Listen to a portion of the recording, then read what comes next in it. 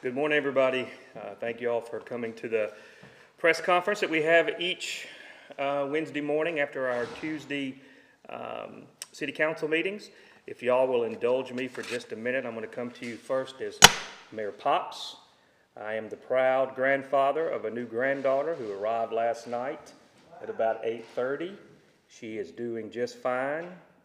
She and my daughter at Baptist and are getting great care, and we're real excited. She came a little early. She weighed 4 pounds and 11 ounces, but they said she's strong and doing well, and so I'm excited. That's what my grandson, which y'all probably hear me talk about some on social media, calls me Mayor Pops sometimes. So I wanted to 10 fingers, 10 toes. She's perfect. We've seen pictures and look forward to seeing her later today. What's her name? Her name is Hazel Gaines Johnson. So if I'm a little giddy this morning during the press conference, that's why. There's nothing better than being a grandfather. We did have our city council meeting last night, and there were several things that we discussed and talked about. As usual, I want to go over a few things first that's happening in the community. Hey, was that the reason the meeting was short last night? I don't know, but she came not long after the meeting, so I was glad it was short. This Thursday from 7:30 until 10:30 at the Visit Columbus, we'll have Coffee with a Cop event. We're excited about that sponsorship and encourage folks to come out and spend a little time with the men and women in blue that help keep our city safe for us and show your appreciation. We also, on Friday of this week, they will have the 16th annual Salute Lowndes County Finest. They will have an event at the American Legion at 11:30 until 1 p.m. We're asking people to join us and honor our first responders of Lowndes County as we observe 9/11. In honor of 9/11 Day of Service, the United Way of Lowndes and Noxubee is hosting a water drive for our neighbors in Jackson who have been suffering terribly from the water issues that they have there. They're asking people to bring water to the Sheriff's Department at 527 South Martin Luther King Drive. The city is sponsoring this along with the Sheriff's Office and the Golden Triangle Regional Hub for volunteers and nonprofits. We appreciate everybody that's already brought some things out. If you would prefer to give gas cards, they're accepting those, or you can go on to www.uwlc-ms.org. That's the United Way's website, and you can make monetary gifts there. Our Pick It Up Possum Town organization will have its next community cleanup event on Saturday, September the 17th from 8 p.m. till 11. The focus will be on Highway 45 Business Corridor area. I would like to add that Keep Columbus Beautiful is working with them on this event, and we're excited about what they can accomplish together. This Thursday, September the 15th, next Thursday, September the 15th, during our work session, we will also hold our budget hearing at that time, where we will vote on the budget and the new mill rate. We talked about this last night at the council meeting. The city is running 2 ads again, according to state law, to make sure that we advertise properly the mill rate that citizens will be looking at in the coming year. I'll just read this out to you real quick. The City of Columbus will hold a public hearing on a proposed ad valorem tax revenue increase for fiscal year 22-23 and on its proposed budget and proposed tax levies for fiscal year 22-23 on Thursday, September the 15th at 10:30 a.m. at City Hall, here in this room that we're actually in right now. The City of Columbus is now operating with projected total budget revenue of $23,805,175, which is a 31.4%, or a $7,474,315 of such revenue is obtained through ad valorem taxes. For next fiscal year, the proposed budget has total projected revenue of $24,873,300. Of that amount, 30.4%, or $7,570,000, is proposed to be financed through a total ad valorem tax levy. The next fiscal year, the City of Columbus and the Columbus Municipal School District plan to increase ad valorem tax millage rate by 4.17 mils, from 117.02 mils to 121.19 mils. The City of Columbus is not raising the millage. The Columbus Municipal School District is raising millage by 4.17 mils. This increase means that you will pay more in ad valorem taxes on your home, automobile tag, utilities, business fixtures, and equipment and rental property. Any citizen of Columbus is invited to attend this public hearing on the proposed budget ad valorem tax increase, and will be allowed to speak for a reasonable amount of time and offer tangible evidence before any vote is taken. So again, that is September the 15th at 10:30 here at City Hall in this reception room. And it'll take place during our normal work session that we have before the council meetings. I've said this a few times already, but I'm going to say it again, that there's been a lot of discussion about this ad valorem increase by the city schools. I want to be very clear that we met with leadership from the Columbus Municipal School District last week to talk about it, to make sure that everybody had a clear understanding of where we were on this. It was a very good, positive meeting. No one ever likes to see taxes go up, but when we're looking at the future of our children in the schools here, we need to always put that thought process first. As I've said many times, when citizens or companies or corporations are looking to come to the area, one of the first things they'll ask about is your school district and safety in your communities. It's a clear correlation between education and quality education and poverty and crime in communities. That's not just in Columbus, that's across the country. So we have to do our due diligence to make sure that we're always doing everything we can for the students in the schools. I've encouraged citizens to start attending the public school meetings, whether you have a child in the public schools or not. The quality of our school system impacts everybody's lives. So instead of having disagreements about this, I hope we can find ways to work together. I've also cautioned on one of the reasons things like this happen is when you don't raise millages incrementally across time, you can end up having a situation like we have today. So let's not point fingers or look to the past, let's look to the future and see what all we can do to support our public school system. I appreciate the members of the board, school district board, who work tirelessly to try to help move our school, district forward.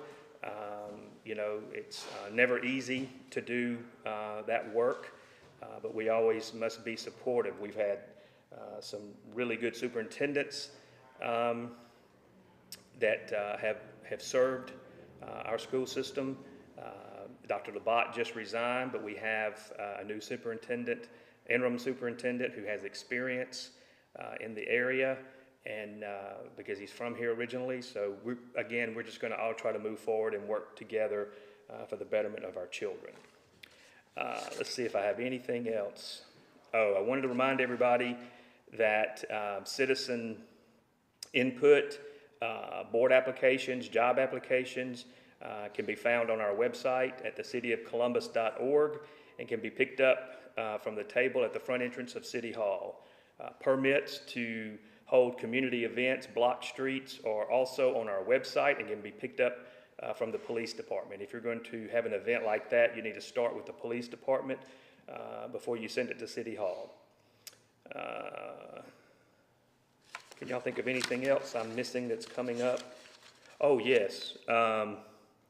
On Saturday, this is very important. I've mentioned this before, but I hope people will come out and participate. I've signed up, and I hope y'all will too. Contact Helpline will sponsor the 5K race and memory walk at 8 a.m. this Saturday at the soccer complex as part of World Suicide Prevention Day. This will be a timed race, so if you're a serious runner out there, this will be a good event for you to come to. I did not participate last year. I did go and speak to the event. It was a good turnout. This Contact Helpline here in Columbus does tremendous work for not only this area but the entire state. They're probably the largest helpline organization outside of Jackson, and the city does support their work, but they also, and they have other supporters, but they have to raise at least $10,000 a year to make their budget. And part of what they're trying to do is raise this through Contact Helpline. So you don't have to be a runner to participate. You can walk it. In fact, I'm a retired runner, so I'm probably going to walk it myself until I get back into shape again where I could potentially run one. But I hope folks will really think seriously about coming out this Saturday. Also, the Tennessee Williams Tribute event is going on this weekend.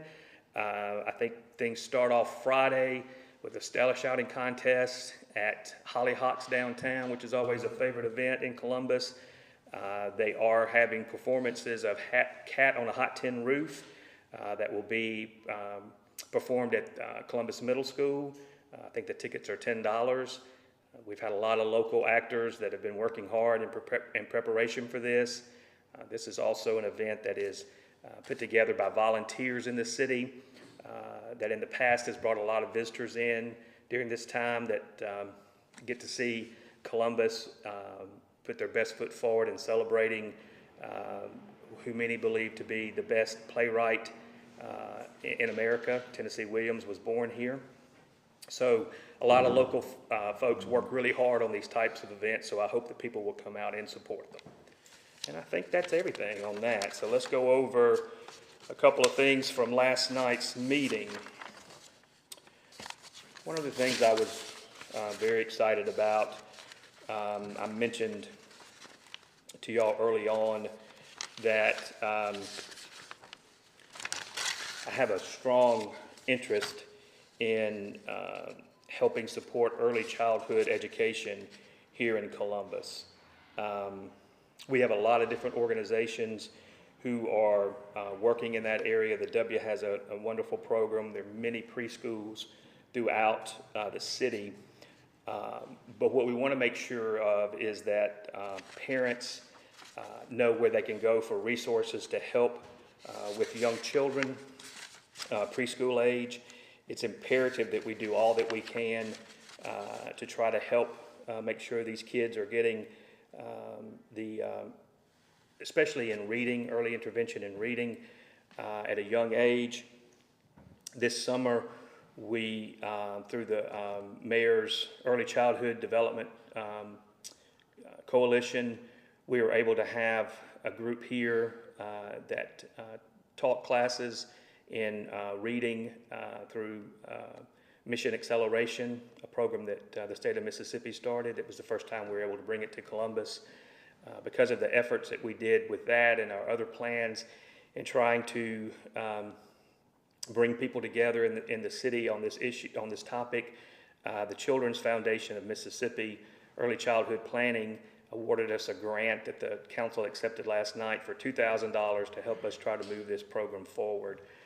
That's not a lot of money at this time, but it'll help us bring more attention to what we're trying to do as far as early childhood education. And before we brought this to Columbus, I had talked with the superintendent of schools here and teachers, and they really need other organizations helping prepare the kids. They can't do all of it. And we have a large number of kids in that early childhood age level that we need to be doing everything we can to help support them. So we were proud of that. We also, the council voted to accept, there was another grant for MDOT, I believe. No, it was for the airport. Let's see. Yeah, the runway. Yeah, and it was, I don't see the amount. Anybody have that?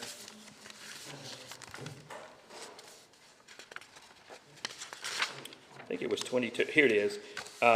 They voted to accept an MDOT matching grant in the amount of $22,186 for the Columbus Lowndes Community Airport. It's a parallel taxiway project which will help extend the runway there. Dan Dustin is leading the efforts at the Columbus Lowndes Community Airport. If you haven't been out there in a while, you really should take it. That's a very historic airport here in Columbus that has served the region for many, many years, long before we had the GTR that we have today. A lot of soldiers flew in and out of that in the early wars, and it's wonderful that Columbus has an airport like that, and Dan is working really hard to make sure it's the best it can be for regional people to fly into on private planes and stuff. So if you have a chance to go out there sometime, you should. He does a lot of special events out there, and there's a 70th anniversary coming up, isn't it? Is it 70th? Yes. 70th anniversary that you'll be hearing more about for that. Let's see, what else? Is there anything that... I will also mention that the council did vote last night to change an amendment that was that dealt with the ability to give the mayor and city council raises. In the past, it had 24, it was ordinance section 2-47 required if the council was to vote for a raise for the mayor and city council, that it would go into, it could not take effect until the next mayor and city council were elected. They voted last night to change that, and they also voted to give the mayor and city council raises. I have decided not to accept the raise. I don't think that Councilman Green and Councilwoman DeChico are taking theirs either. They voted against it. If it had come to a tie vote, I feel like I would have voted against it as well. This is not to say anything other than I'm just not comfortable in taking that at this time when we're still trying to get a lot of our employees up to a level that we would like to see them. And that's my only comment on that. And if anybody has any questions, I'll be happy to take them. Yes, sir. Yeah, let me ask you, you want to bring the police department down to 55, correct? What would the starting salary be after all these raises go into effect? And let me say this, instead of saying we're going to take it down to 55, what we're going to try to do is hire up to 55 quality officers, and then also bring the pay up of our present officers. You know, there's been a lot of talk about that too, and I want to make it very clear that we are, the council and I are committed to getting our police department to be one of the best ones in the state of Mississippi. And to be able to do that, we have to be competitive in salaries. This is not just a Columbus issue. This is across the state. We are looking at raising the salary for our chief of police and then bringing up each officer. Jim, or Jamie, can y'all speak to the exact amount of what the raises will be? Starting salary. The starting salary? For a patrol officer, they're going from about 34 to 39. It's going from about 34 to 39. Now, what is also important? 34,000 a year to 39,000. Yes, starting. But what's also important to know is that each rank within the police department is going up as well. And we should have those numbers for y'all to look at. And that's the case with the fire department too. Again, this is, we're trying to deal with, and if you look in the paper, Starkville's having some of the same issues. They're trying to adjust their salaries too. One of the things that I will point out again, you know, we're trying to get minimum wage for our city employees up to $12.95. You know, there's people have pointed out that, is that right? Oh, sorry, guys, I gave y'all an extra bump. 1250. Sorry, I'm still giddy about my granddaughter. Didn't get much sleep last night. And you know, one of the things that I like to point out too is that Columbus has really, really good health insurance, probably better than anybody in the room, wherever else you work. It's better than what state employees get. We have had employees who have left here thinking they're going to get a few dollar, you know, salary bump going to another local, and then they ended up, when they got their paycheck, they were making less because the insurance is not as good in those areas. So there are some pluses there. We also went back to a 4-day work week. We also the council voted to give, pay for, with our ARPA money. So I hope that everybody knows that, you know, even though some of this is long coming, the council is committed to making sure that we are doing everything we can for our employees, and then going forward, after trying to get us up to where they should be, we will be very focused on merit pay and that type of thing, not just across the board raises. And to do this it's not as easy as it might sound. Jim and Jamie have been working hard on trying to get these two numbers together, and so we're committed. That was a long answer to a short question. Also, Okay. the fire department, you trying to get the numbers up to 65? Yeah, Okay. yes. Where are we at on the count? Do y'all remember the count that we have on the fire department at this point? The budgeted amount for the number of, How many officers, how many firefighters do we have right now? right now, I'm not sure. We can give you those numbers for sure, but we are trying to get them up so that overtime comes down. Again, we've said that there's a certain amount of overtime that has to be budgeted for, but we're trying to decrease that, but also get the salaries up for our fire department.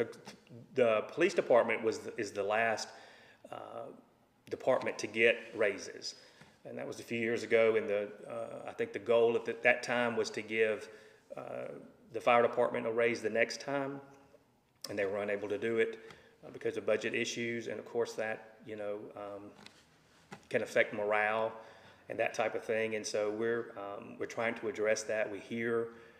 We listen to our employees, and we're trying to make the best decisions we can and be good stewards of the taxpayers' dollars. I have a couple of questions about the elected officials raise. Last week, after I think it was the first work session, I had asked Mr. Brigham about those numbers, and the numbers that I was given with the mayor was going to get about a $23,000 raise, and the council was going to get about $6,800.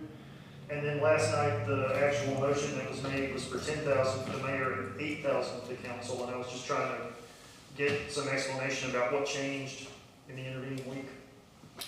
You'll have to ask the council. Mr. Brigham, anything? It's just the council discussed it, and that's what they decided. Okay. I think Mr. Mickens stopped by yesterday. The other question I had was, can you tell me what the budget impact would be of that raise? How much that would cost every year? Give you a pretty good number here, just. It's a very small amount if you look at the whole $25 million budget. And let me, About $58,000. We'll do 32 if the mayor and plus and 2 councilmen don't accept. Well, yeah, that's if everyone accepts it. And that's salary before benefits. Then it's about another 30. That's fair enough.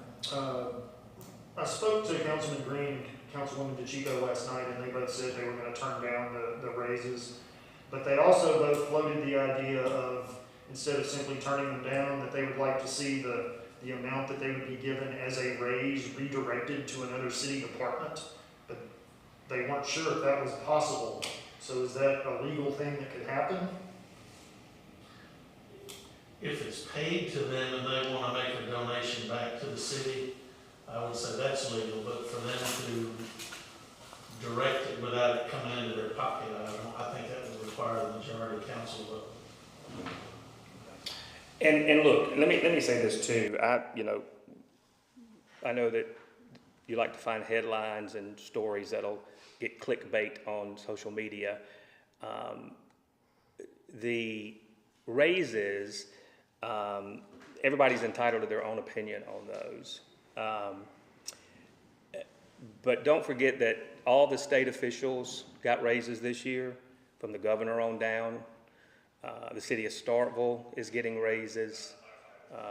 The supervisors are getting raises. So there are a lot of elected officials that are getting raises. And this is the kind of thing that everybody seems to want to jump on as pointing a finger, these terrible politicians. I would like to see people get more concerned about how we're spending ARPA money, how we had an opportunity to double the amount of money that we had, especially if we had worked with the county. It could have really had a transformational change in Columbus, in flood water and watershed, that could have really impacted people's lives. We talked about that for months and barely got a peep out of anybody for that. So there have been other issues that we've talked about financially that had a much bigger impact than what the raise that the council voted for themselves. I don't think the council has had a raise since '09, maybe. I'm not sure. But I hope that and everybody's entitled to their opinion about it. Why the council? You were asking me why the council changed the amount from what they had originally recommended for me. I have no idea. What I will tell you is that I think the raises are intended for the positions, not the people. If you look across the state, there are mayors that make that much and more in Mississippi. There are council members who make more than what our council members are going to be making at this time. So these have to be individual, independent decisions. I made my decision from a personal standpoint, and I'm sure the other council members did too. But I would caution people to point fingers and compare us to one another on this, because I don't think that is a productive way to handle it. We all have to make these decisions, and we do the best that we can with it. And I would encourage folks to focus on the overall things that we can accomplish in the city by some of these bigger projects. And I hope that people will pay as much attention to those in the future as they have this pay raise discussion.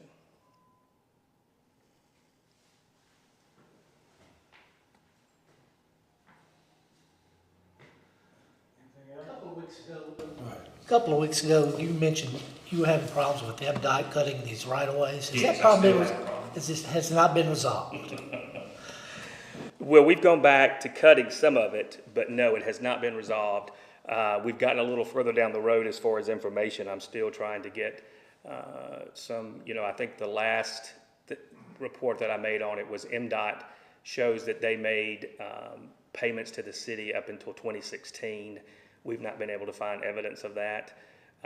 They are trying to gather for me the invoices and the payments. I'm still interested in, if that's the case and they paid to 2016, that it was in place until 2018, I would like to encourage the state of Mississippi to honor that. But we're going to move forward and try to determine the best ways that we can maintain these properties. As I mentioned before, looking at ways to try to be proactive in preventing such high growth, weeds, all those kinds of things.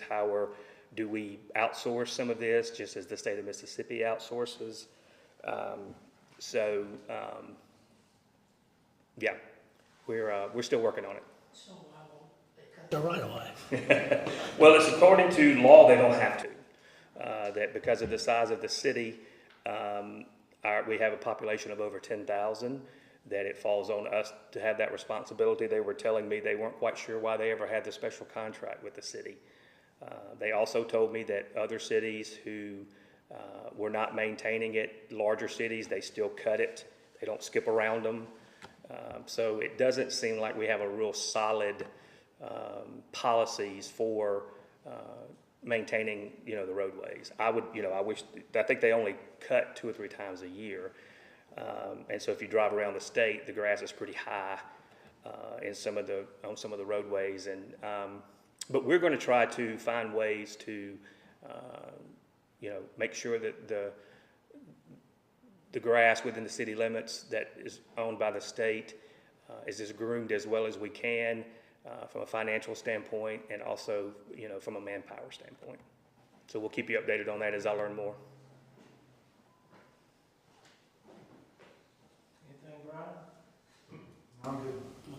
Brian? Thank you. All right. Thank you.